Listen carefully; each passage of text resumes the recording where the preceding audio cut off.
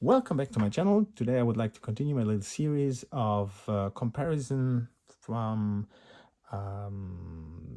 vintage Kenner Star Wars toys and the Power of the Force line from the 1990s of Kenner Star Wars toys, or Hasbro as it was at that time already.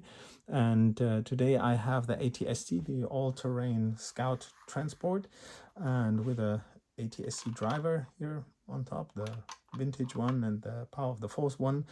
And it's also called sometimes chicken walker, the ATST, because it looks or walks a bit like a chicken. We come to that in a moment.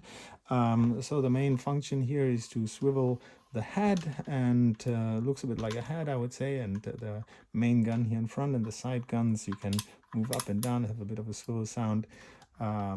Yeah, that's it. But the main fun part of it, that's maybe also why it was called the chicken walker, was you could switch this here, then you have the button, and then you could make this guy walk and pretend that he goes through the forest and kills all the Ewoks, right?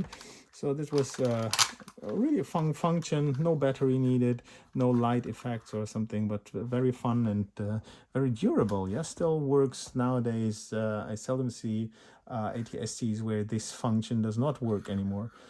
I want to keep it very short. The Power of the Force one is very similar. It's the same mold and the same function here. It also works here. Looks a bit cleaner because it's not that old.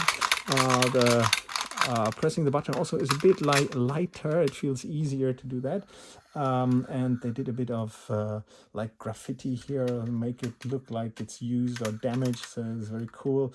And here the feet are a bit muddy. I'm not sure if you can see that actually, but they're a bit brownish, not like one color as in the vintage line, the vintage Kenner Star Wars toys, but a bit of yeah, shades and damages, which looks pretty cool. Yeah, together with the stickers, it really gives a nice atmosphere. Other than that, it's the same mold, it's the same fun part.